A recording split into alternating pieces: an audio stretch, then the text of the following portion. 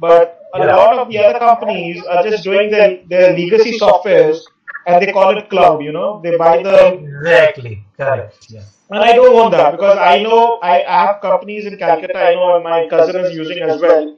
But it's not really cloud because you don't feel that. If you use it, it's like the legacy software is put in cloud, but the functionality is not like a web browser. Correct, yes.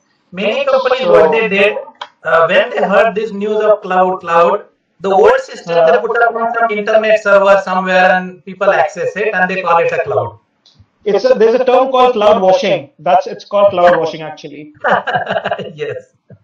Yeah, so there's the company's Rootstock, if you go to their website, so they have this thing about what is cloud and what the other companies, what they're doing.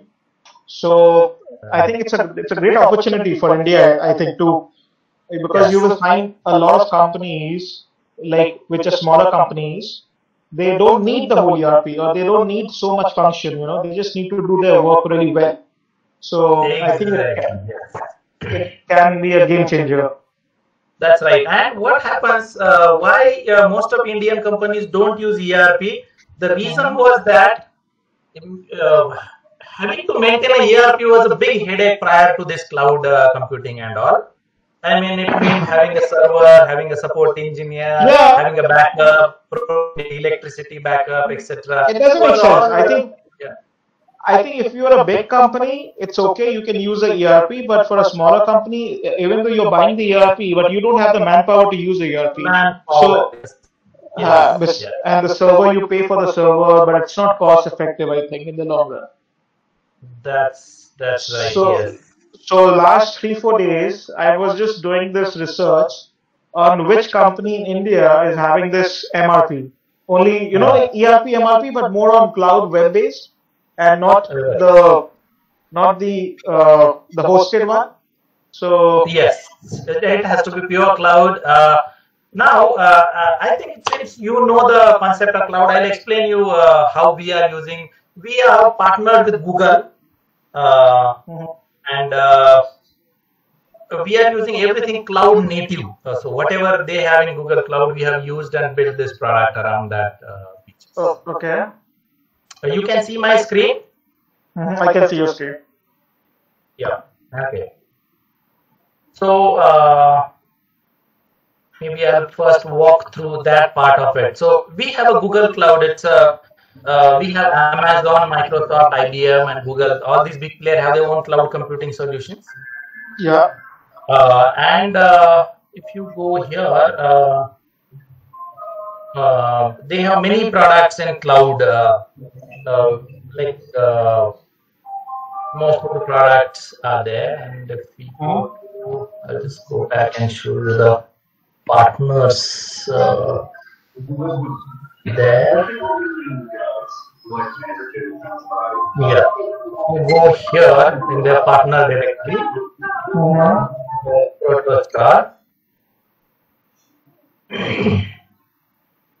You will see this name here, and the in cloud also there are various levels of partnerships. Okay. We sell their product as it is, but we are software as a service. SaaS, right? SaaS. Okay. Yeah. So this is where you will see as part of their partner directory. So the database should be completely safe with Google, right?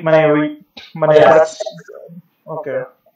Okay, now that's one part, and I'll go back and show you all the data, all the security, all the infrastructure is provided by Google. So if we go here, now within cloud also, I'm not sure if you are aware of this term called SQL servers and all. Have you heard about it? Yeah, I am. That's a database, SQL server. Database, right, MySQL and all. Those are old kind of databases, earlier generation. Now on the cloud, you have a cloud-related databases. Okay, like BigQuery. Exactly, like BigQuery. And here you will see category of product. It's computing servers. Storage means just file storage, and on databases, if you click here, you have big table. This is what you are saying. Okay. Okay, you have mail stores, spanners, and all, and of course the SQL server is also there. But we use this data store called Firestore. Okay. And this is they call NoSQL data, which is not SQL built native on cloud. Is this, which which can scale to any extent, where Google takes care of everything, scaling up, down, and all big companies, big products normally use such databases. Highest level of security, automatic backup, multi-region failure, and whatnot. So we put this in the back end, meaning what, all the data and the security, storage, security, everything is taken care by Google. So this is for data. Yes. And similarly, we use this product for different things. In order to store files, we use something called as Google Storage. Okay. And this is how this product is built on top of Google Cloud. And that we are a software as a service partner. So we have built the software on Google Cloud, infrastructure and everything is taken care by Google, and we take care of customization, because ERP is one thing where you need customization in the product. You need this change, that change, invoice format change, small thing. And that customizability is very important part. So we take care of all that customization and all other aspects.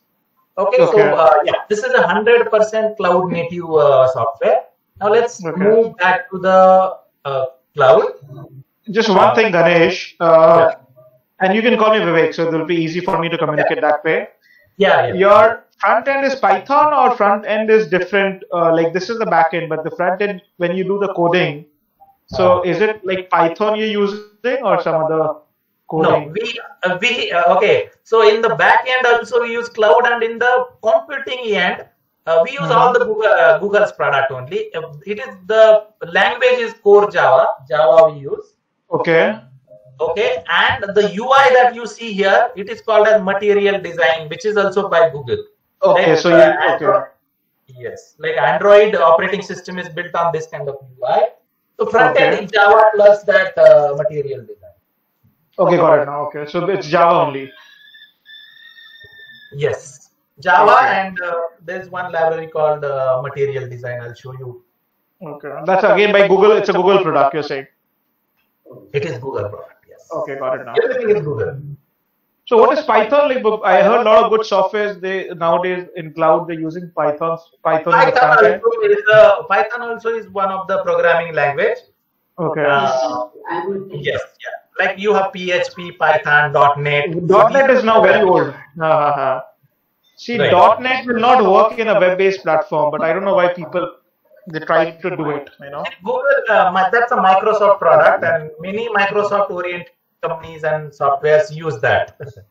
Yeah, but that for the desktop it was okay, but I think for the web-based, I think .NET is not very successful. It's not that powerful, correct? Yes, that's not powerful.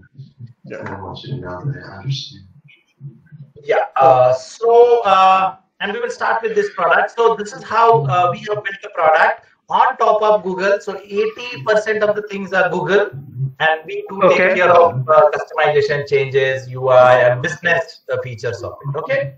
And this is how it's Google runs on Google Cloud, and that's how we have an association with Google. ProStar. Okay, perfect. No problem. Perfect. Makes sense. Yeah. All right. So we'll log in. So again, have you heard about G Suite, Google G Suite? Yeah, I think I've heard about it. It's like where they have all the applications running, right? Like they are. Yes. In fact, the meeting we are doing, you can see it's a meet.google.com. It's a Google's product as part of G Suite. Also, this email you see, it looks like a Gmail. Here it is written Gmail, but it's my business email. Okay. Yeah. Right. Okay. So the Google sells that as a separate product. If you have that account, you can log in with Google's account directly. In that case, all your security, user ID, password, everything is maintained by Google. Okay. Go there and the Google account, you will authenticate with Google, etc. If you do not have that, you can use a native user ID password in the ProERP and log in. Okay. So I will log in from Google only. Yes. Yeah. Wow. Okay. And when you log into the system, if you have multiple businesses, you can choose which business you want to log in with. Okay. Okay, you can have multiple businesses. Now this is a demo account where I have multiple test businesses created. Okay. And select the business that you are going into. If you select the business, it will take you to the home page of ERP system. If you are Okay. business, you directly land on the like this. Okay. Very interesting. Very interesting. Okay. Yes, and this is how this is running in Chrome browser. These are the modules in this. Like we have an approval module. In the case suppose somebody creates a purchase order, you want one or two people to review and approve it before it goes ahead. Right. Okay, the supplier invoice is sent. Your supplier sent you invoice. You don't want to immediately pay that. You want it to be validated, entered in system, validated, approved. And that's how that approval management works. I'll explain how that works in detail. Then we have a accounting system, like you have a tally, all your payable, receivable, profit and loss statement, balance sheet can be taken in. Then we have a purchase with GST, right? Like with the GST. Yes. Okay. Now we cannot have an accounting software without GST now in India. Oh, okay, okay, okay. So we have a purchase module. You can have purchase related activities. Then we have a CRM and sales. CRM is a pre-sales activity that you have an inquiry, you do communication with them, follow up with them, you record that, you send quotation. And sale is when you that inquiry becomes my daughter. Then we have an inventory module. Then we have a production module wherein we have a MRP part of it. And then we have other modules like payroll system, task management, expense management, small report management, project management, quality. So we can go and see in detail how these modules interact and how things work here. Okay. Now let's go back to I'll just explain a few common settings. Like as the admin, I can see all the modules, but in reality, if somebody is from accounting, doesn't probably see other modules. Somebody doesn't see accounting, vice versa. Okay. Purchase probably doesn't do in sales and vice versa. You might have one user, but in reality, you can have a fine-grained control on this. Okay. You can create your users from here one by one. If there are multiple, you can upload in bulk. And here you can manage your users, like Mr. Shrikant in this case. You can password, or manage what he can access. For example, very easy. Yes. I think this I will save the thing. Next time he logins, he can see account. Okay. He'll see purchase, otherwise he'll not see, etc. So this is how you access. Also, suppose you want somebody to account here, but maybe he doesn't have access to you can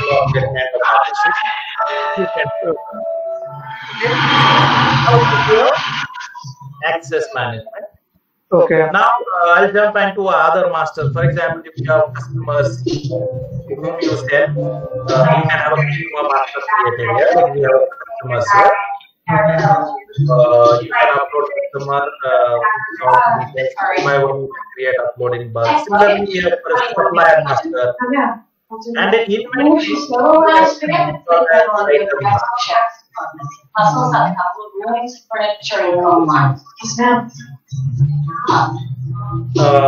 have an item master here. List of items. You can upload if you have an existing Excel sheet available, or you can create one by one. I'll just open one item and see how item. I search item, item. So here you can have item name. What is item code? Model number. This auto-generated number. You can have a barcode on it. You can have purchase price, selling price, SKU, unit of measure. Category this product belongs to, whether it's a raw material, and you manage. There is a setting here. You create your own category. Okay, got it. Okay. Okay. Yep. And also, you have how does this stock item maintained? It is maintained by automatic batch ID or a manual batch ID. Automatic Okay. system will create a batch ID using some date time format, Mm-hmm. and new items come in. Or if you Right. select manual, you will enter what is the batch ID and what quantity you are communicating it from. Okay. And stock movement method before you go, etc. Also, there are other flags whether you manufacture it in your business or not. Some Okay. items you may manufacture, and with this you can take it. Right. And then there are other details: what is the GST rate, what is the HSN code, whether TDS is applicable. You can have other Okay. parameters also updated, like product images. You can see at a time how much current stock I have across different warehouses. Okay. Oh, different warehouse also is listed here. Yes, yeah. This item you have in 5 warehouses, and one warehouse you have 6,000 quantity in Pune. Okay. Work. Oh, perfect. Perfect. If you Okay. have this is item master. So item Just one more thing. doesn't make any sense. You can Just one more. sorry. Yeah. Just one more thing. In the item master, I can enter the weight of the item as well, because Yes. we need to pay the transport companies based on the weight of the item. You know, Yeah, for yeah. the Yes, that okay. can be done. I can put the weight, right? Weight also. So you can have primary unit of measure as a numbers. You count in number, but you want in kg how much is atom. Each atom is maybe 0.75 kg. Yeah. That's how it is. Yeah. Okay. Perfect. So yeah, I mean because you know, the transport companies, we do make the payment Based per on invoice based on Yeah. weight. Yeah. Okay. Yeah, right. Okay, and yes, so that can be there. Even you can have additional custom fields if you want couple of more. Like even you can put a size, CBM. what is the width, Right. CBM detail you can Right. enter here. Okay. No problem. Okay. Okay, and And okay, I can upload all this by Excel, like upload the whole thing. yes, you can upload it using Excel sheet here. Upload using Excel sheet. Perfect. Okay. Okay, and the categories you saw there. So here you have a settings icon where you can define what are the categories you would like. So you can add new categories, you can edit existing categories, etc. So every Okay. business will categorize their requirement. So this is fully configurable. Okay. Okay.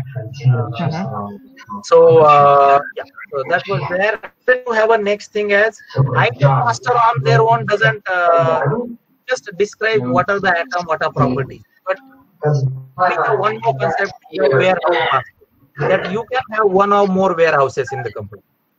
Okay. And then once you create a warehouse, you can create a warehouse, specify location, who has access to what warehouse, that also can be defined. And once warehouse master is created, you can create n number of warehouses. And then you go to current stock and you select the warehouse. Suppose I want to see material in Pune workshop. The moment I select it, it will show me all the quantities available in Pune workshop here. Okay. And I want to search by certain things, like if I type item, I can search matching items and it will show me here. I want to filter by category, for example. I want to see all packing materials. Of course, this category again you create, remember. So you can see this boxes and. So if I want to see my particular item in which warehouse I'm having, all the warehouses, it will show that, right? That we have already seen at atom level. We saw atom and it showed me which all warehouses. Right. And this is basically, you're saying, the warehouse level. Correct. In one warehouse, how many items are there? Okay, perfect. Okay. So you have it. You can download, and if you see this sample item one, this is my total cost. You have a MVC. Sometimes you buy one item 100 quantity at 50 rupees, then 200 quantity as 52 rupees, etc. So you keep buying at different rates. So we calculate and maintain all the rates by batch ID and tell you what is the moving average cost. But if you go, say these are the total items we have, 4,998. If I open in detail, it will tell me, say this is my total item fine. But I have purchased it 11 times over the period of time since February 6. I purchased it at this quantity. Then I purchased yesterday. Then I purchased at this, and at various rates I purchased. Right. So you can maintain that here, and then you will get a moving average cost and which batch was purchased when. even you can see certain batch is purchased. If you click on that batch, you can have manufacturing date, expiry date, against which purchase order you purchased, what receipt, which supplier, etc. All the detail can be done. Yeah, this is mainly for the QC, I think. Okay. Exactly, yes. And later on, you want to do backtracking, auditing, checking. That can be done. Yeah. Right. Okay. So this is how I have the items. Now, what we will do, this is the basic. Let's see. Normally, ERPs people use so that they help you in the business end to end. End to end in the sense, say, for example, people say procurement, okay, or maybe procurement till payment, procurement to payment. Okay, so and everything in between. So procurement to payment is a big process where you do MRP, material requirement planning. Then you do probably once the requirement planning is done, you do procurement, and then you get a material, and you have an inventory coming in, supplier invoice is reported, and then you do the payment. Right. Okay, so we will see how this process is run in the system. So this is the procurement side of it. Similarly, when you do sales, you get a sales order, then you do deliveries, and then you get a payment again back. Right. Okay, so everything in between. So this is the other side of it. So let's see the other side. So what we do is in the production, you have a manufacturing business where you do most of the assembly based manufacturing, correct? Yeah, and actually, Ganesh. Yeah. In sale, you don't have a lot of control because sale is more of you have a good product, you follow up with your customer and sell your product, and you have a distribution system. But Correct. something which a computer modeling or a mathematic can solve your problem is operations management, so like production operations management, and that is why if we have a robust MRP, then we can spend more of our time on product development and sale, right? Because that's when the software cannot help you much. You have to do it on your own.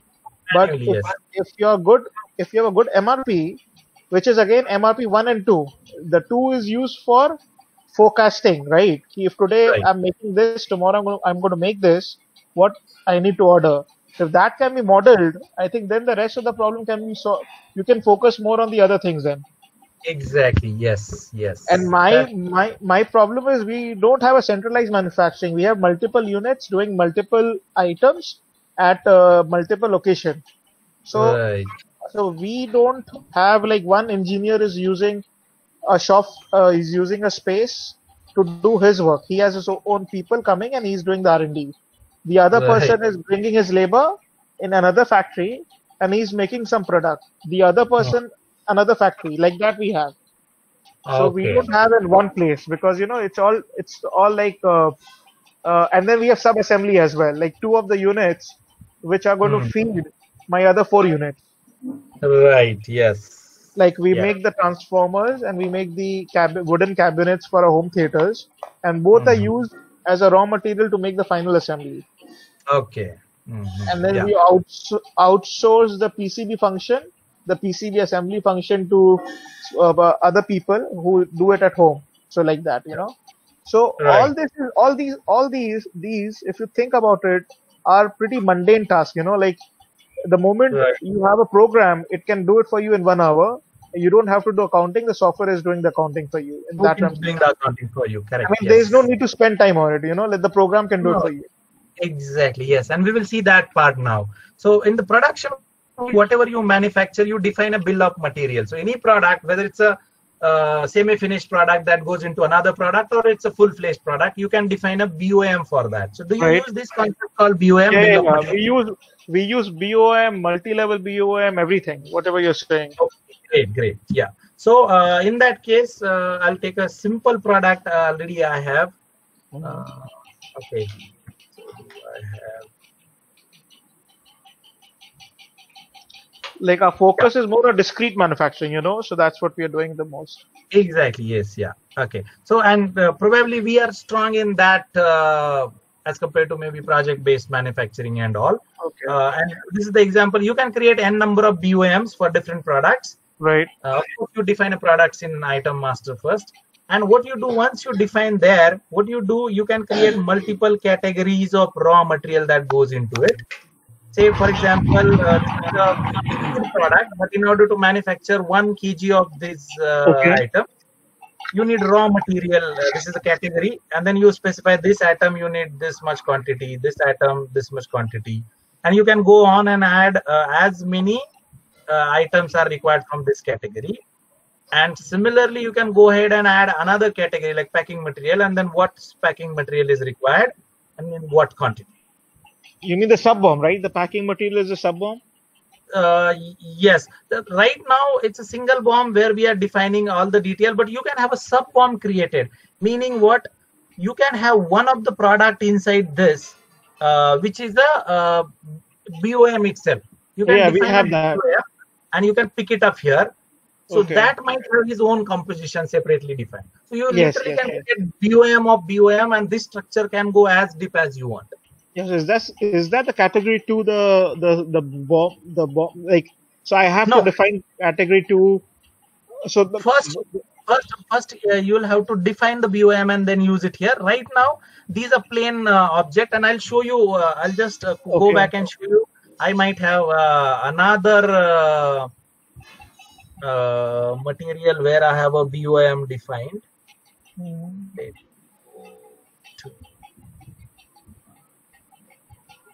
I think let's you can just do with a simple BOM right now, so we can have the discussion. Right. Yeah, that is possible. You can go ahead and do that. So there's the BOM defined. Once you define a BOM, you have all the raw material needed for that product or sub product. What you do later on, you have to manufacture, and you probably manufacture to stock, not to order, right? What do? You create a product. Manufacture to stock. We never do it to order. We make to stock because if you make to order in our business, then our sale will go away. No one will wait for us. Yes, right, correct. To stock. So you make to stock, and then the sale happens later on. Fine. So you create a production plan. So BOM is a concept where you define your definition, your design. That is once done. Okay. All you have to do is you create a production plan like this, new production plan, and then in this plan, what you want to produce. So you select 1 or 2 BOMs and what quantity. Suppose I want to create 1200 quantities of this. You can go ahead and add other products as well here. Okay. Right. As many products you want to manufacturing in this plan, you can put those products there. And then the moment you can put a plan date. Say I want to start the manufacturing since 1st of May. End date also you can put if required. And this plan is then scheduled. So I schedule this plan, and the moment I save it, what system does what you are expecting a system to do it. Because system knows, system has an inventory, system has a purchase module. So system has another production plans, maybe for different purpose, where you might have the same raw material used between 2 different finished product, right? So what system does? System runs a MRP behind the scene, material requirement planning, considering aspects. So now I'm taking you there. The moment you save it, system does everything. So if I go to the stock requirement, system will go and check each raw material, whether there are 4 products or 400 products required in that. It will go and will tell you how much stock we have in hand for each product. Okay. How much stock is required for this plan? So it is listed here for each one.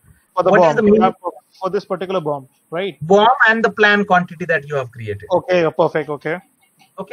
So it will multiply as per the quantities, because BOM is defined for one for one item. That's okay. So it will prorate, and now required for total. What it will do? What is your safety quantity, minimum quantity that you have? Right. Do you have something in purchase? Like it is showing me something is in purchase. That is open purchase order, because we have a purchase system also in here. I know. It means it has in place. The order has in place. It's on the way. Something like that. Right? Correct. It's not yet delivered. Correct. That means you can expect that this item will come to you. Okay. And do you have another production plan? Do you have another production plan which has already booked this raw material? If yes, it will list it here, booked quantity. Okay. And then it will tell you at the end of day, what is the effective quantity you will have in hand which can be used for this plan. And then, do we need to purchase or not anything? So here it is telling these 3 items you need not purchase, but you'll have to purchase this item. Okay? Yeah, Because yeah, it is right. this much and required this much. Okay? Right. So considering all of this, which is next to impossible, or maybe it will take couple of days to get this done, until you may not have accuracy. But system knows this is very mundane and straightforward for system, because it has Yes. BOM, it has current stock, and then it will give you correct picture for all item in equal amount of time that it gave calculation for 4 items. Maybe fraction of second more if you have 400 items. So But the then book. system, yeah. Go ahead. Go ahead. So system tells you this, and then it will help you link it with procurement process. We'll go ahead. Any questions so far? Yeah, I have few questions here. Like the book quantity is the W work in progress that's already running, right? The factories that That's making it. correct. So That's correct.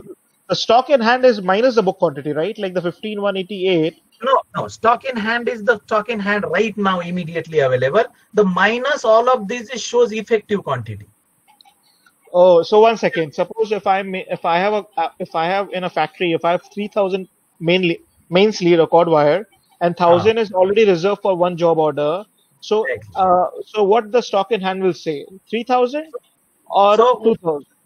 yeah, so let's take this example. You have everything in between. Say you need this item, 150.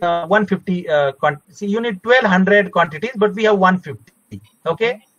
So what it does? So in hand minus safety quantity minus booked quantity will be shown as stock in hand quantity. And you can see 150 minus this minus booked quantity is 80 here. Okay. And Okay. then Okay. immediate Okay. purchase will be shown as required quantity and how much we will need, and then it will tell you the need to Okay. Because purchase. so basically effective in hand is basically what I have at the moment, which I can use. Use exactly correct. And the stock in hand includes my work in progress quantity, which should be the case, Everything, right? right? Everything as it Because is. If you go to warehouse, tomorrow, no, I agree with you. Because if tomorrow the person goes away and he doesn't do the job, I still have the stock, so it has to show that, right? correct. Yes. Yes. But And the this is only how, so no. this is what we call the system runs a material requirement planning, considering all other aspects, not just how much we have in stock in hand, but it also consider, do you have another production plan already booked that, or do we have any purchase order that is already there? No, you're And how right. much, Yeah, so in fact, what it is doing, it is going to inventory and checking in hand quantity. I know that. Right. That's what we also do. That's what we. Yeah. But the only problem here is, I just want to know this. Clarify. Yeah. I have multiple warehouses. So will the system take all the stocks of all the warehouses and the central warehouse and then give me the stock in hand for these Yes. items? Yeah. So what we have a concept called manufacturing facilities. So it can probably, it was not enabled here. So I'll just enable that here. So what system does in that case? Let me go back. While creating a production plan, you choose which facility you are running, and it will show the raw material from a warehouse, which is from that facility, not across facility. And No, if but you I don't, Achha. yeah, Okay. right. No, so I just to give you an example, suppose I have this here, cord wire, total stock, and work in progress, balance stock, huh? So Right. I might have said, then this is unit one, and 3,000 work in progress minus 1,000 and balance it 2,000. And same I have in unit 2.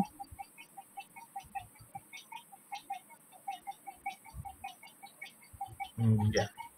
Unit 2 I have suppose 2,000 and work in progress there is 500. So it's going to show minus 1,500. And central warehouse, the company warehouse I have say today cord wire 3,000, 2,000. Now I am planning to make another 5,000 of the 5,000 suppose speakers is Bluetooth speakers, speaker system. So I need 5,000 Quad wire. So now how you, so what the system will calculate? Will it calculate Yeah. all So what I did combined? is, no, what system does, we have two ways of manufacturing. If you are a small company, you do not use something called as facility, plant, and plant line, something. Okay, so we have ability to define multiple plants or Right. facilities in the system, because if I have a two production plants, one in Mumbai and one in Kolkata, there is no point showing raw material available in Kolkata to the plant in Then it Mumbai. doesn't make sense. Then it doesn't make Yes. sense, right? And that's why if you have this enabled, I just enabled it, then Okay. the stock material is shown from this facility. Okay. Okay, got it now. And if you don't have across warehouses, how many you might have in system? Then it will calculate all the warehouses together, right? That's what I'm asking. Yes, true. Yes, it will calculate all warehouses together. Okay, got it now. Okay. Go back. Because on the basis of that only, I'm going to place the order, right? Because I want to know if I have 4 units, 5 units, what stock they're having, and then what stock I'm having, and then what I'm going to make. So if I'm going to make 6,000 pieces of my speaker system, so what warehouse may what I have, and then I will order accordingly then. Right, exactly. Yeah. So I'll turn this on. Save this. Okay, now once we created this, we got a stock requirement. Now from here, as a production manager, I'll do my initial research, and then I can create something called as a purchase requisition. Purchase So, order, right? It's a document before purchase order, because as a Okay. production manager, I am doing my production planning, correct? Right. I don't do the Right. purchase, my purchase does it. Right. Exactly. But how do I tell purchase department to procure something? So I create a document, we call it as a purchase requisition. So it is a Okay. document is before purchase order. Okay. Okay. And here you have a two option to create. You can create a need to purchase quantity, that system has suggested, or you can create the complete required quantity. So I'll just go ahead with the complete required quantity right now. Okay. So on a single click, it will completely create that purchase requisition in draft mode for you with all the required quantities. You can put your delivery date that you expect material to come. You can write notes here and save as draft. Hmm. Okay, so this is a purchase requisition. Now, before I go back, it's a 4.1. Let me go back and show. It's a purchase module. You have a purchase order, and then before purchase order, you have something called as purchase requisitions.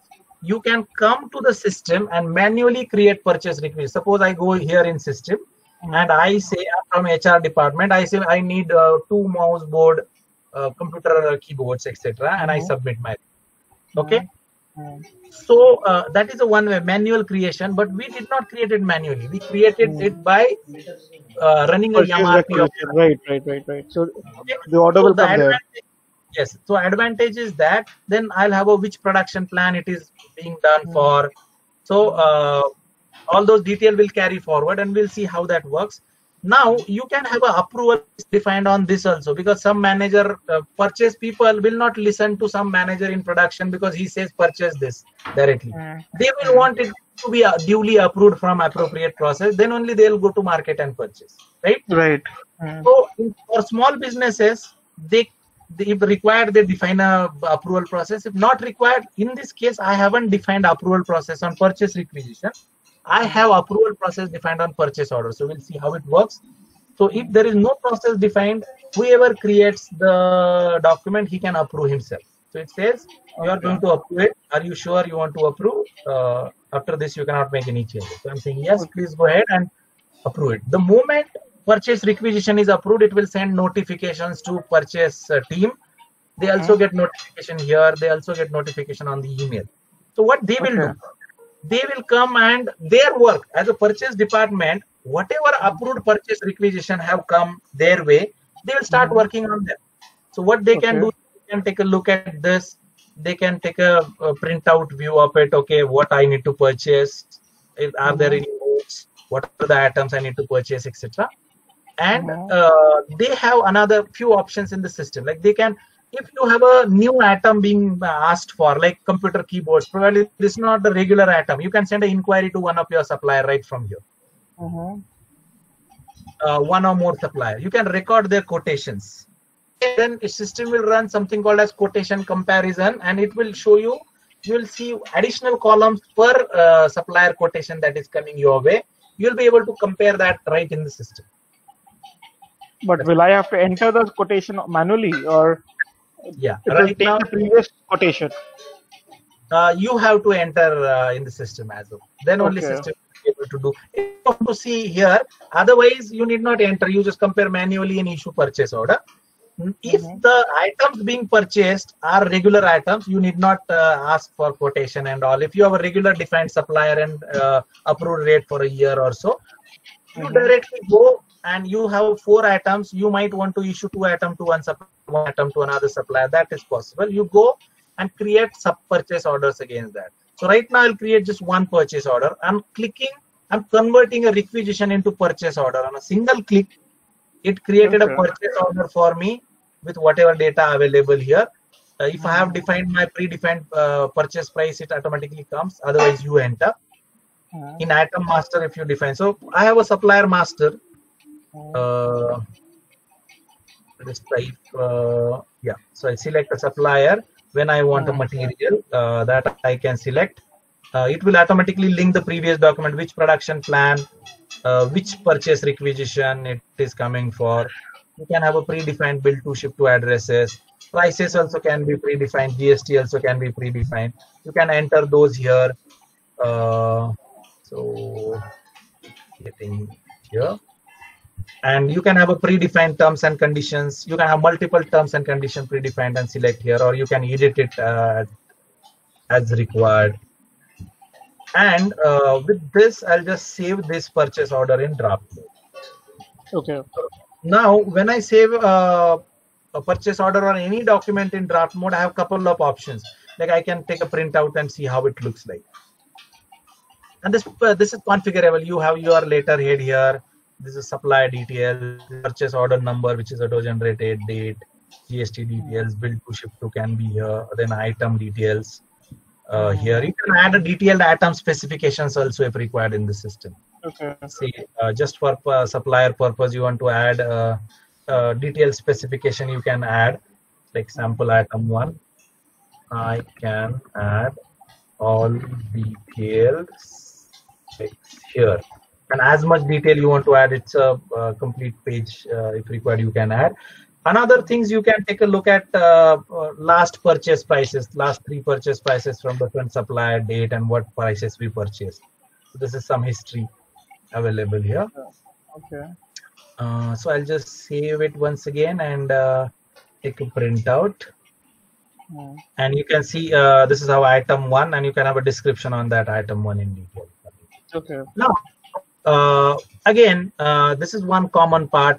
You can attach the files to this. Suppose you have a supplier quotation and you want approver to see it. You can attach that supplier comparison. All known popular documents can be attached here. So you have supporting documents available right on the where they are needed. So I have that document attached. Now I don't see approve myself button here. The reason is I have defined the approval flow for this, and that's why I get a submit button instead of approve myself, because I can't bypass this now. And you can define approval process as per your requirement. You can have a level 1 or level 2 or 3, whatever. Conditional approval, etc. can be defined in the system. I'll just go back and show you. Save in draft mode, and I'll go back and show how to. So this is a one setup, admin setup. I go to the setup. I'll go here. I'll show you how approval is defined for purchase order. So I search a purchase order, open it. You can control what will be the number format of purchase order, etc. Which people can create purchase order. And what is the approval flow? So here I have a level 1 purchase manager can approve it. Level 2 CMD will approve it, but only if it is more than 10,000, then it goes to CMD. Otherwise, level 1 is sufficient. So this is how you can define it. I'll define it from beginning how to do it. I remove it. I go here and then add a level 1 to it. So it says level 1 approval settings. I can create roles in system like purchase manager, etc., sales manager, and I can assign people to that role. So I'm saying purchase manager, at level 1. I add one more level, and I'll say CMD will approve at level 2. But I want this to be conditional. Apply this level only if value is greater than 10,000. I can type it this. And this is how you can go and add as many level as possible and as many documents as possible. This is purchase order. You can do it for sales order or supplier's bill that you are paying or requisition that somebody is putting. You can define approval level in this fashion. So fine, I'll go back and get back with our flow. I'll open a purchase order and submit it for approval. It's still in draft mode. So this is a purchase order. Go back. And then submit button is for submitting it. So I type for approve, please approve as discussed. Okay, and I say continue, bro. So the moment I submit this for approval, the status of this purchase order changes to pending approval, and everything is I cannot changing unless it is returned back to me or asked for any changes. But everything is freezed, and you can see who it has gone for approval to. So it has gone to purchase manager. If I click here, I come to know who is the purchase manager as a user. That user will get alert. He can see it here. He can see all approval pending my way. If he clicks on my approval, he'll see the list of all approval waiting his approval. Now I am an admin. I'm not going to log out and log in with that. Instead, I have access to all approvals, and I'll approve on behalf of that user. So he can see it here also, my approval. What user can do, take a look at how the purchase order looks like. So this is the purchase order. He can take a look at. And then he can, if required, he can see attachment of that purchase order. Like I have this attachment here. I can open it, download it. Or I can take a look at, and if I want to send back, please update the terms and condition properly. I can send back putting a note here. I can reject it. I can approve. So I'll just go ahead and approve it. Okay. Okay. The moment it is approved, and if there is a requirement to go to, so the valuation of this 2 lakh rupees. Okay. So I'll go back. And it is assigned to CMDL. So if it was below 10,000, it would have been Purchase skipped. manager. Yeah, only purchase manager, and it would have been approved. I can go back and see previous approvals also if required, who approved, what were the update notes, etc. And then I'll approve it as a CMD also. Okay, so the purchase order is now approved. This is a PDF document. You can take a PDF, you can save this as a PDF here. You can attach to email or take a printout and share it with supplier the way you want. But if required, it can be shared via system only. You can directly send via system. That is also available. I'll skip that part. Suppose now purchase order has gone for these items, and you material back after 4 or 5 days. So it will come to your gate. You can make an entry in the premises, and then you go to the inventory, and then you create something called as receipts. You are receiving the material. So you go to the receipt, like all documents, you click there, you see the existing receipts here, and you can create new ones from here. So I'm creating a new receipt. I always have an option to create documents manually. So I can come here, I can type a supplier name, and I can type the material that I'm receiving. Okay, so that's a manual creation. But in my case, when supplier sends material, he sends me my purchase order, his bill, and the bill, and the email bill everything.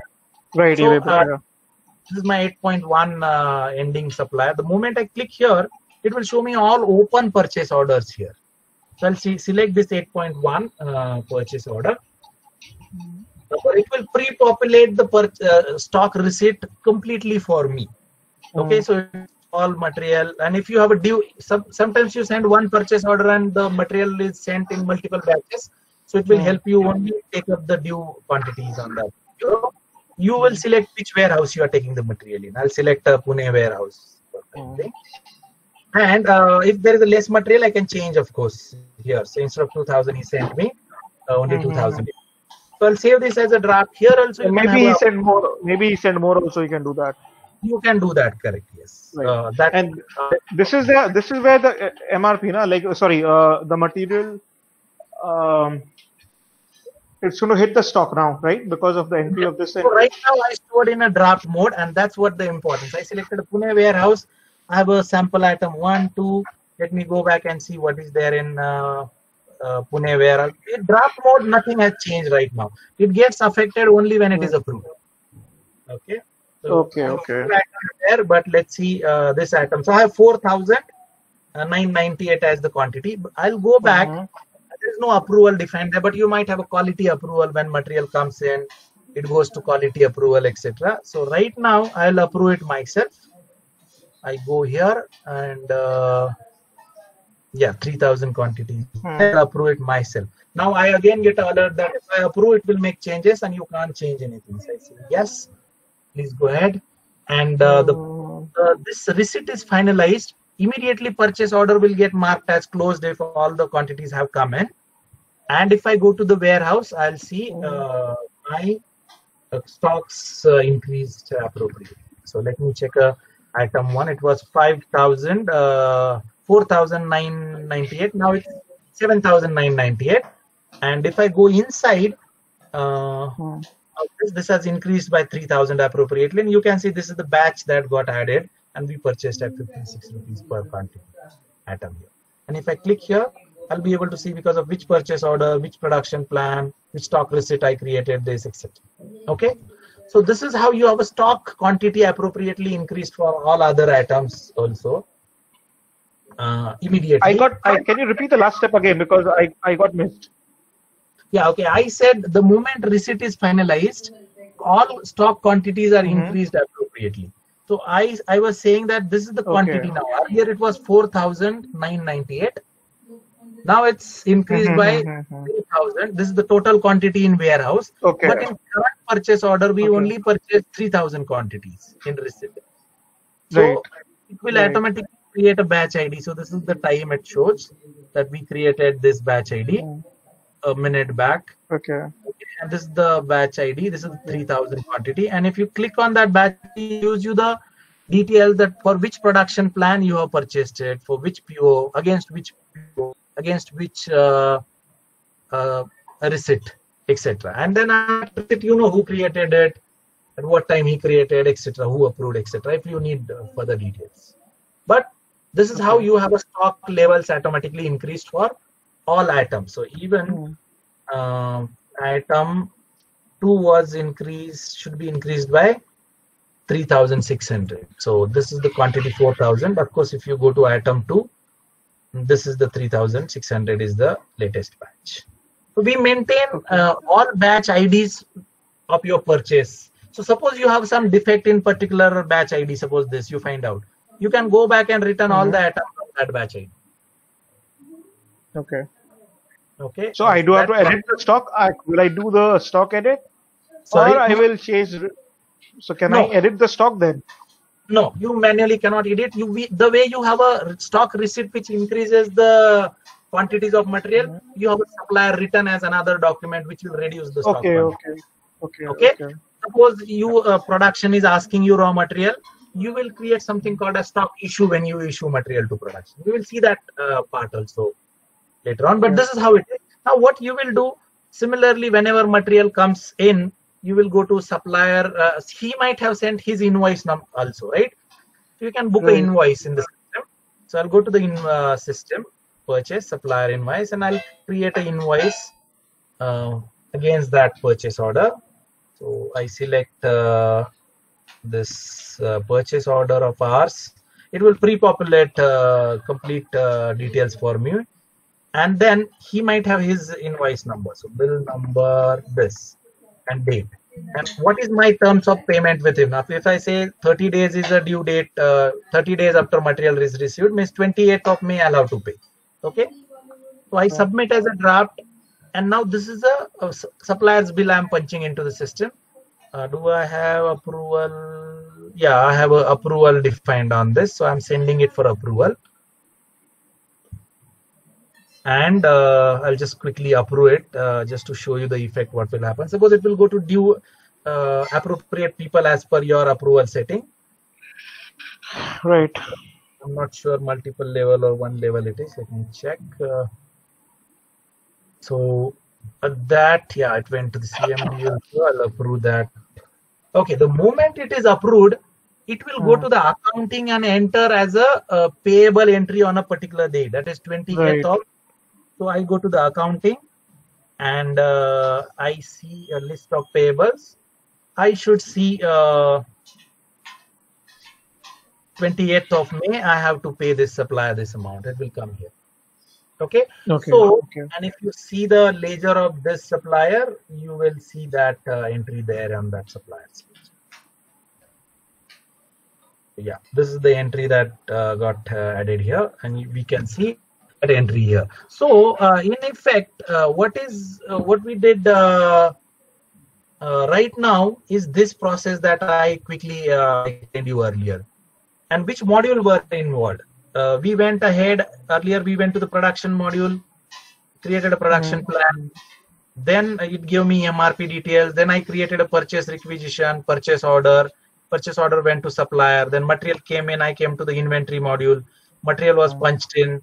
Supplier's bill was punched in, and then it went in accounting as a payable. And this is how. This is what ERP helps with you. It's a cloud-based system where all modules are integrated with one another, and it helps you multiple entries, duplicate a lot of data entries and all.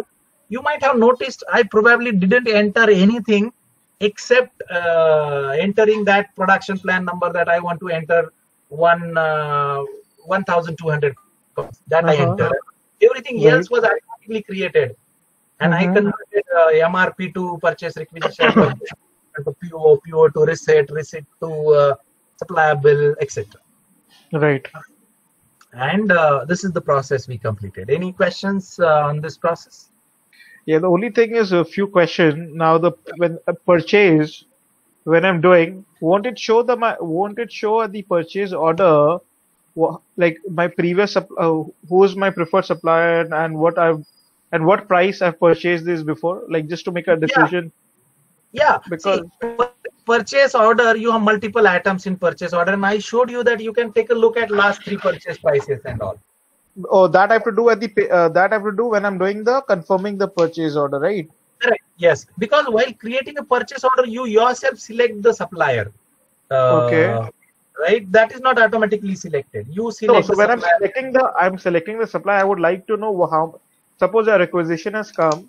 I want to know, okay, this requisition has come. I want to buy this, but I want to know who is my previous supplier and what prices I bought this from. So how will I can I know this thing? Yeah, I think in the purchase order it shows you those details item by item, because you might have a one requisition containing 10 items. Right, so you'll have to item purchased from which you might have 10 different items to be purchased from 10 suppliers. Item level you can check. Okay. So when I'm purchasing, I will be able to see, you're saying? Yes, correct. Okay. And if I'm buying the material GRN, good receipt note, whatever we call GRN, or when the material has come, now I need to know the weight of that item, so that for that invoice, that will be calculated by the system, I suppose, right? Yes. So when you purchase material, do you purchase this in quantity or by weight? How do you purchase? No, we purchase by weight, because of the payment to the transport is done as per the weight per invoice. Okay, but from transporter you will pay by the weight, but from real supplier you pay by the numbers, correct? Yeah, obvious, all the time. Yeah, correct. Yes. So that is different. You can have weight defined there also, as I said. And while putting the details of a purchase, maybe I didn't show you that other cost there, but you have other cost items where you can put transportations, etc. See, this was a product that you purchased, and then you have other cost, like you could have said transportation, etc., and the cost whatever you have paid. No, not here. I don't mean that. Suppose if from a vendor, I've ordered 5,000 cord wire from a Delhi vendor, suppose, ABC. Huh? Right. So now ABC has given me 5,000 cord wire. Rate is suppose 12 rupees. So 5,000 into 12. So and GST is 18%. So this is what I'm going to pay him. This is the invoice I'm getting, right? Right. Yeah. So this is okay. Now when I get this invoice, the transport will send me a receipt note. This item has come and the weight on this item is suppose 600 kg. And the way, if my system will already have the weight, I'm not saying that the vendor doesn't have, the vendor will simply send the goods. But if my software will have the weight, suppose 0.10, 10 gram, which means 0.010 kg. Right. So this is equal to into 5,000 is 550 kg. Sorry, maybe 0.10 suppose. So 500 kg. So I have to pay him for 500. He is showing me 600. So I can tell him that this invoice, the weight is 500. So I'm going to pay you for 500 only. Oh yes, correct. So whenever, that's why we have a approval levels defined in the system. So of course you can put in system will tell you the total weight also. Yeah, I just want the system to know that. I just want the system to tell me the total weight per invoice. Yeah, so because that I have to take up with the transport then directly. That's correct. Yes. Yeah. That can be done, right? Yeah, that can be done. Yes. Because we capture here, it is simple. Suppose if I have an item 1 and I have like you explained, cord wire. I have said I get 100 items, and each item is 0.5 kg. Okay, so system. Master, I will define the weight. When I'm loading the master, I will define the weight. What I want to know is, once I define the weight, when I'm doing the purchase entry, I should be able to write the weight, and the system, when the material comes, the system can calculate the weight easily, automatically.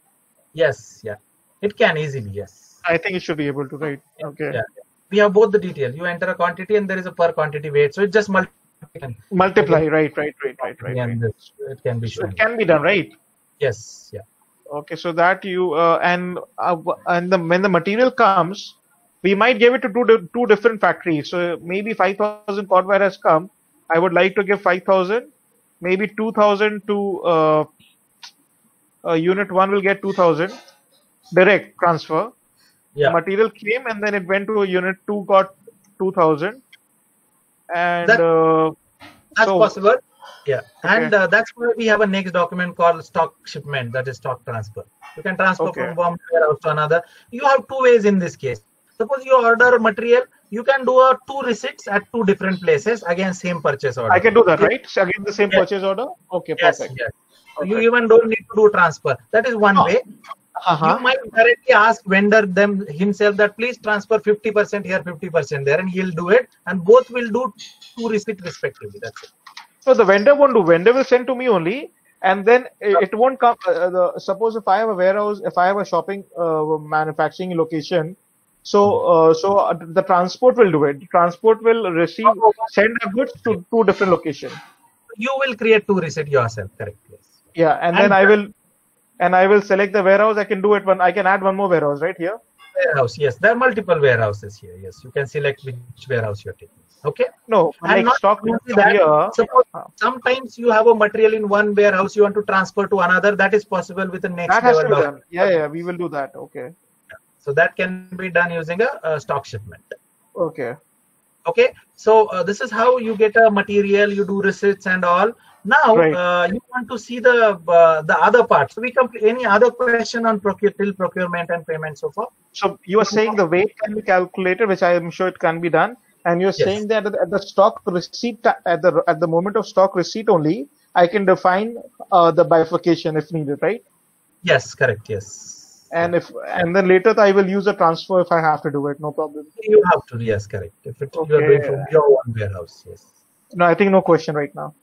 Yeah. So we'll move on to the other side, consumption of inventory now. Suppose let's take our plan only. So we created a production plan and we put that into. So this is a production plan, 120 quantity. Is this that? No. So I think we put that plan into scheduled state.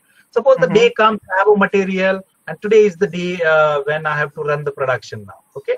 So what I do in the system, I come here, this is 120, yes.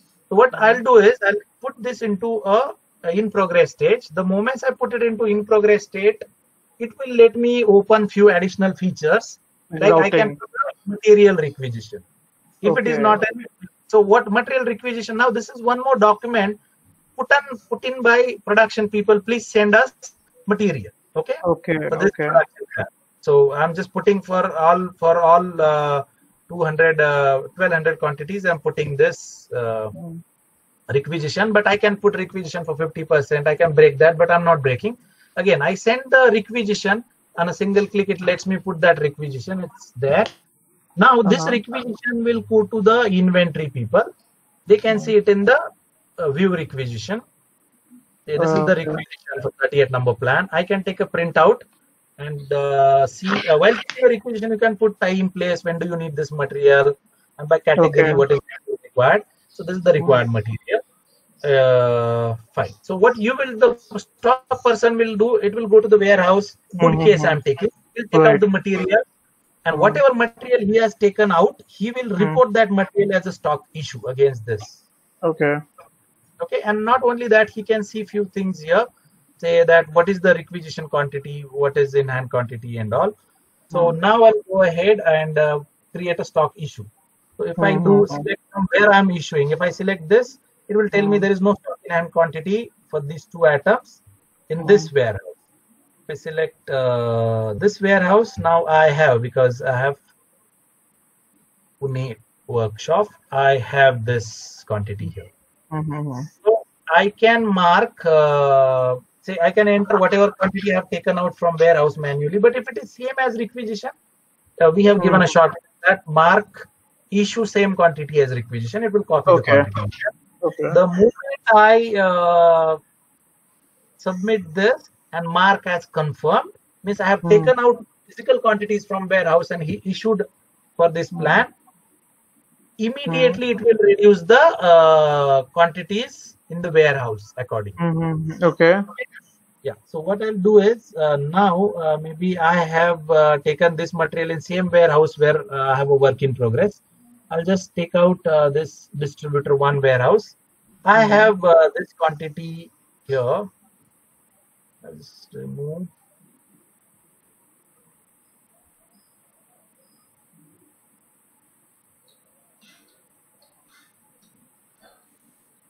I can hear you. Yeah, just a minute. Okay, no problem. Yeah, I think what I did, fine. Then also, that's okay. Take your time. Just take this distributor 1 warehouse, some warehouse, and I'm issuing some requisition quantity. Okay. Finalize. So the moment I finalize, it will reduce the stock quantity from that warehouse and it will show on work in progress. Now I'll go to the reports, and there is one report called a stock transaction report.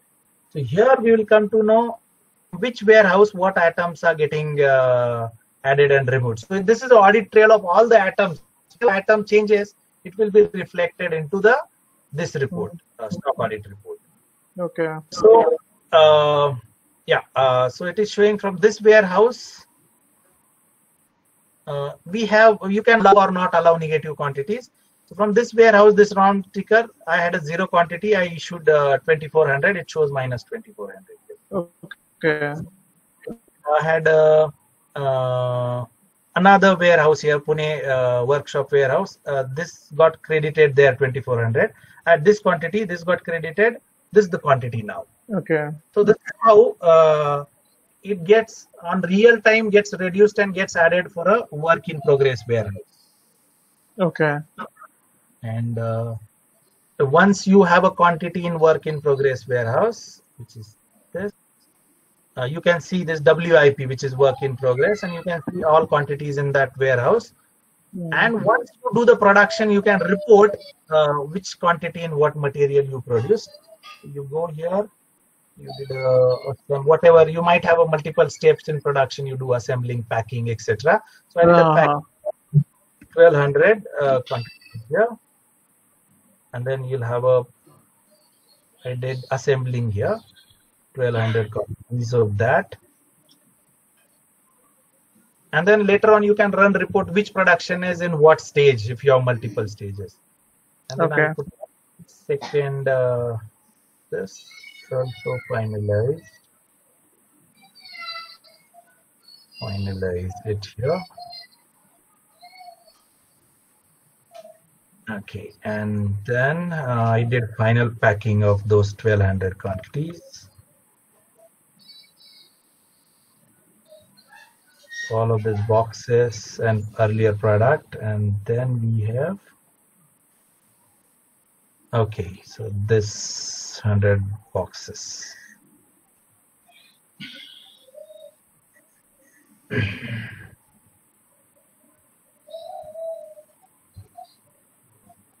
Okay, so I completed the production plan for this. I go there, I'll just mark my production as completed, and we will see in that, okay, before completed. Once a production is completed, you can send it in finished goods go down or wherever you want to send it. Okay, so let me go back and send it back to one of the warehouse. Still in progress. Shipment. So shipment transfer to certain warehouse. I'll just select this is Kathmandu warehouse.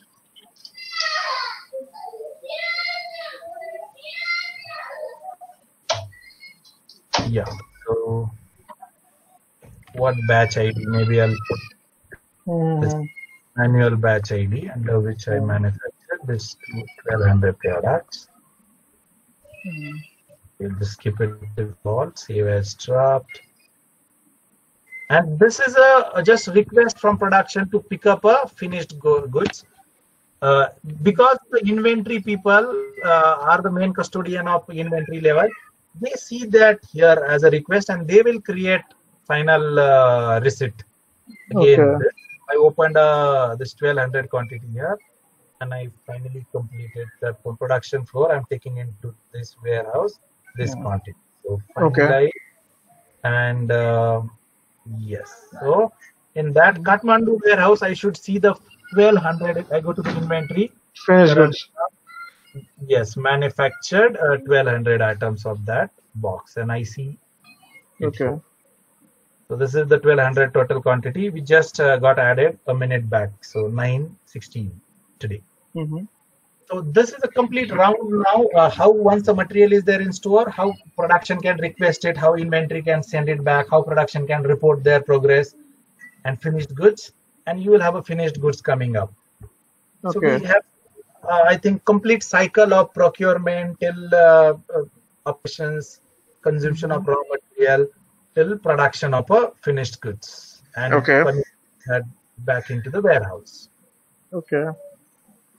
Yeah, I think this is the complete flow. And then we have many reports and dashboards which are customizable.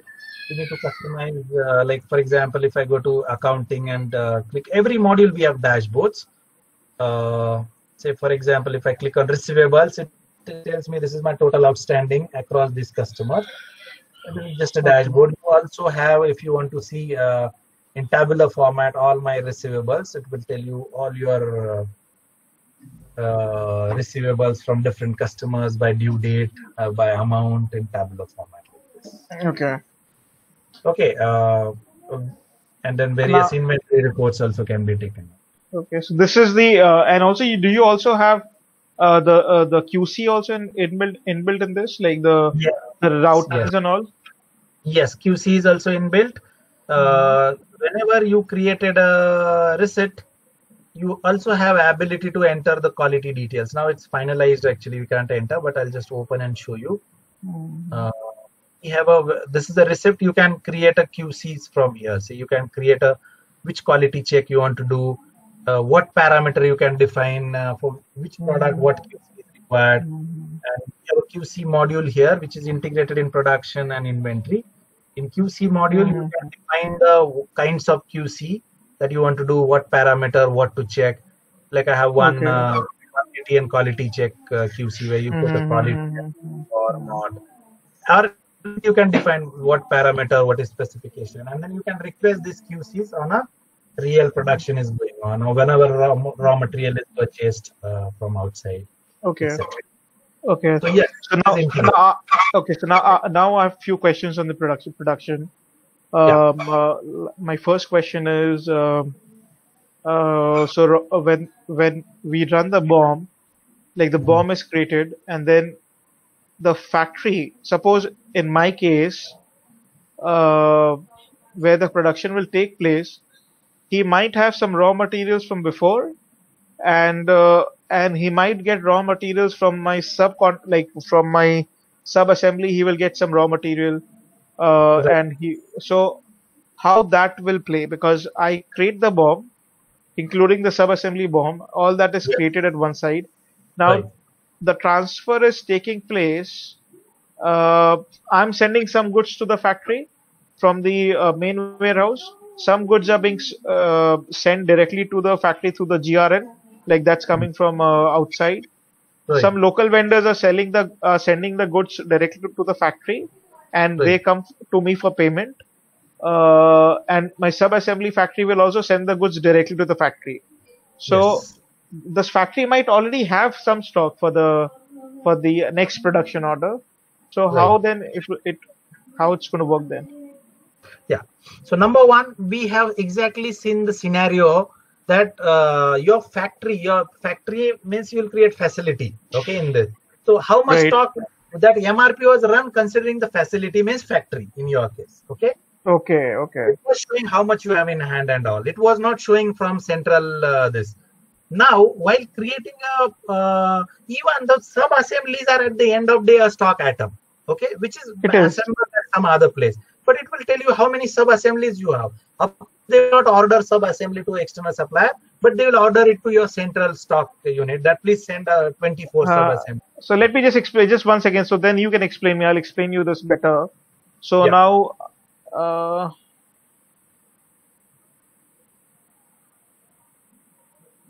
suppose this factory is having only 1,000 stock, right?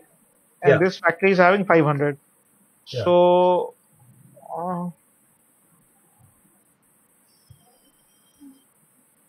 they don't have any stock right now, and I purchased 2,000 from Delhi vendor for my next order, and what I did when it came to Calcutta, I gave it directly to my cord wire. I gave it 1,000 to this person and 1,000 to this person, right, for the next production order. And I have a sub-assembly unit.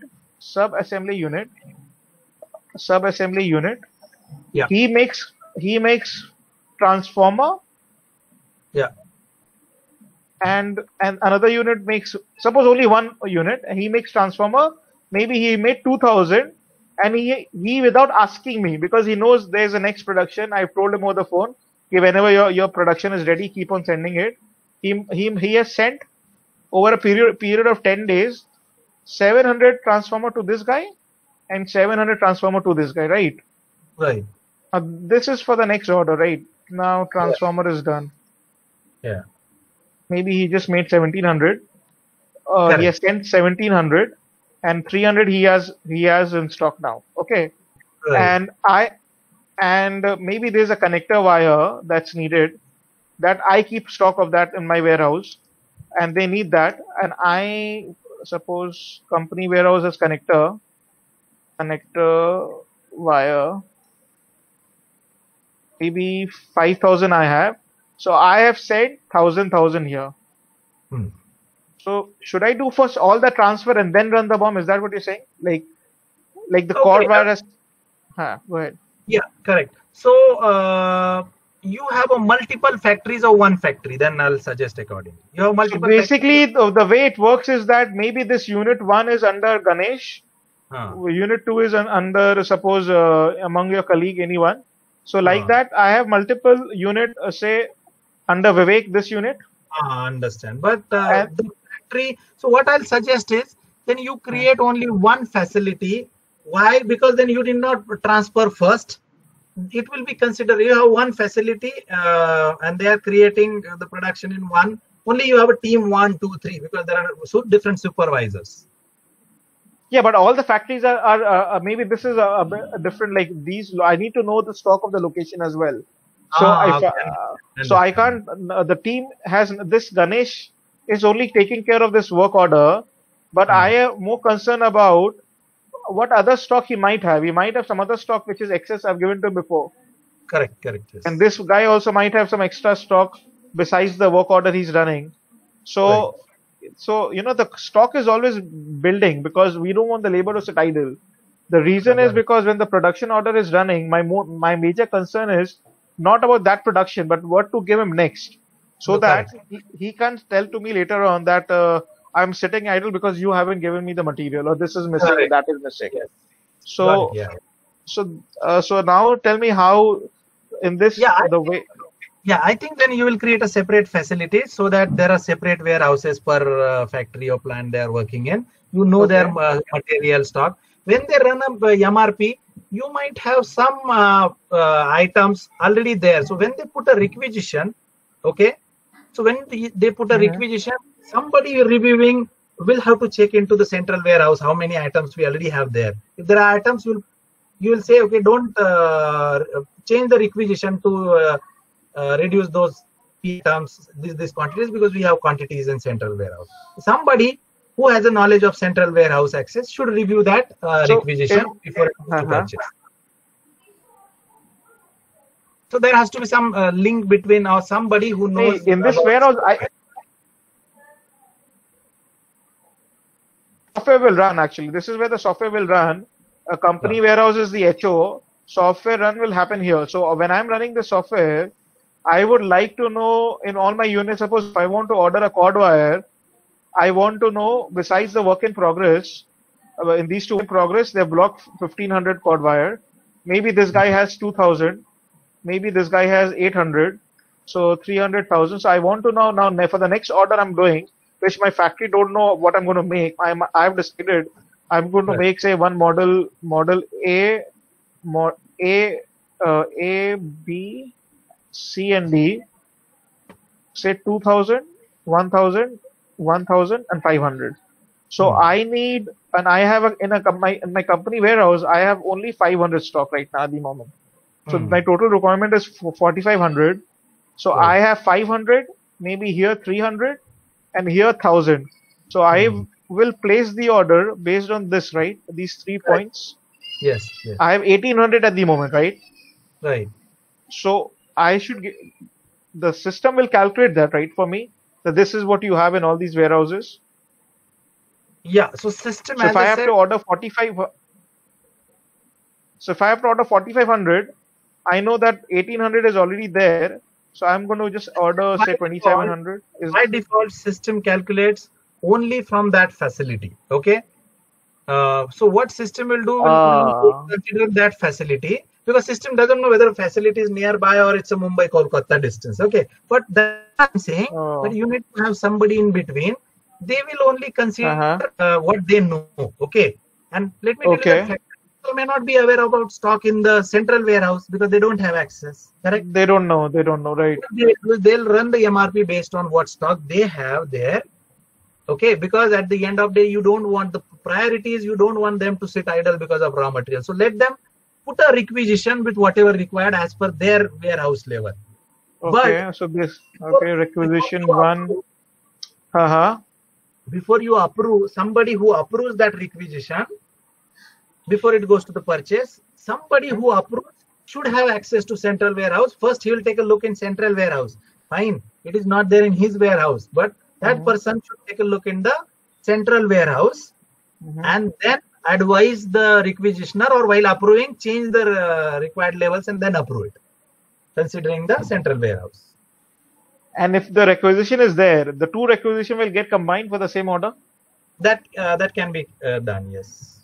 The two requisition will, You can. Okay, so if the same vendor, same item, it can get combined, right? Combined, yes, yeah. Now this is the order thing. Now how the software will run for the production? So because it's a continuous process. Now for the next order, this guy sub-assembly unit, may suppose Gopal is there. He has already given transformer 700. Cord wire I have given because it has come and I've given distributed. Connector wire I had in stock, I have given. So when I run the BOM, should I run after all the material has been already transferred and then run the BOM? Is that no, not required? You can do that way also without that, but you have continuous production going on. You can't keep doing that. So you can keep running BOM on whatever data you have, and then also take a look while before approving a requisition. So you need not worry about that. Wait, don't run a BOM MRP until I send you there. That is not required.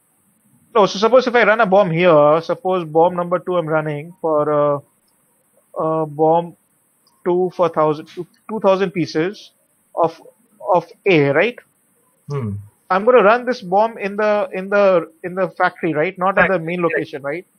Factory. So when I run the BOM, it will show me what items I have in that factory and what I don't have, right? Correct. And then what I don't have, and then it will ask me to do a purchase order, right? That's correct. Stock requisition, that's an internal document, not purchase order. Right, and this guy will also ask me to do a requisition then in factory number 2. Suppose I do the requisition, all the material has come.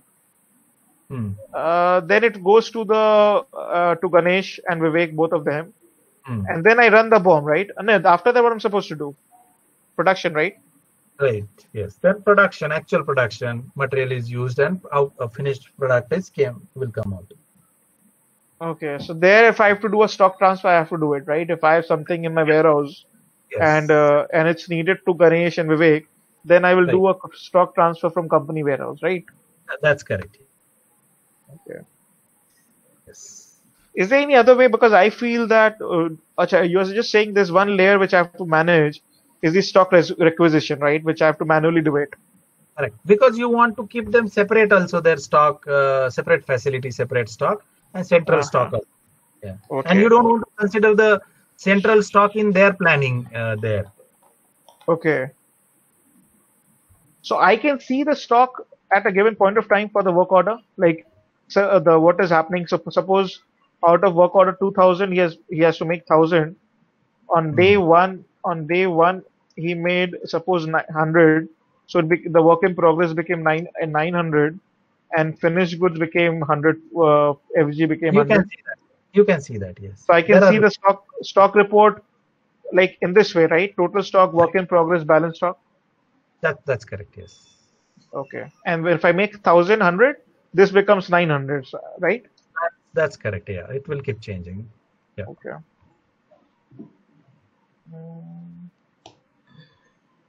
I think, is there anything which you have to tell me just to anything which I'm missing, or you think? I think as a first demo, it's good. I think you can now go back, think through. Have you seen other ERPs, other products also?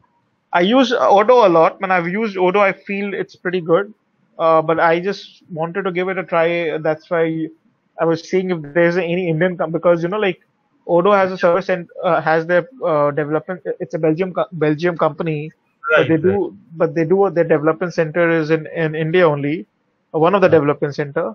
So I was looking at that, and then MRP Easy, not ERP Next. What it is, Odoo is more of an international kind of standard and different people. But this is made for Indian SMEs, considering even a person who is not engineer can use the system. Right. And we made it easy. We took out the 90% complexity and only giving basic few things. So at least you get a digital first. Otherwise, you have ERPs as high as SAP, which cost also in CR, but that is not a problem. You don't get to work on the SAP because you need a specialized person. They need to know how to use and all. Otherwise, people in SAP, just adding one item there probably takes days. Okay. That's what we try to simplify. Yeah. Okay, okay. Ganesh, just 1 second. Can I just hold? I'm getting a one call. Can I take with that call? Yeah, we are done. Maybe if required, we can have a telephonic discussion or something tomorrow. We can Yeah, end the we call. can do that. And I can also take a demo. If I want to use the software on my own, I can do it, right? To just check Yeah, once. you can. Yes, Okay. you can coordinate with Yes. us and you can. Okay, great. That Yes. will be Yes. that. I can just give it a try once. Yes. Yeah. Oh, Certainly. okay, All great. right. That will So be thank you very much. Ganesh. Thank Thank you for giving your time, and thank you, thanks, Suraj, Vivek. as Thanks. well. But thank you for the time, and I'll talk more in the tomorrow then with you guys. Surely. Thank you, everyone. Surely. Bye. Yeah, yeah. Thank you. Thank you.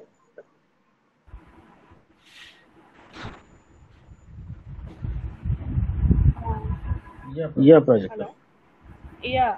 So, हा यांना एक demo कंपनीमध्ये ID आणि password देऊन टाक त्यांना एक. हो चालतंय. उद्या दिली तर चालेल ना? हा उद्याच दे आता नको उद्याच दे हो. आणि ठीक आहे बस बाकी काय नाही एवढं उद्याच द्यायचं येस. Okay fine. ठीक आहे.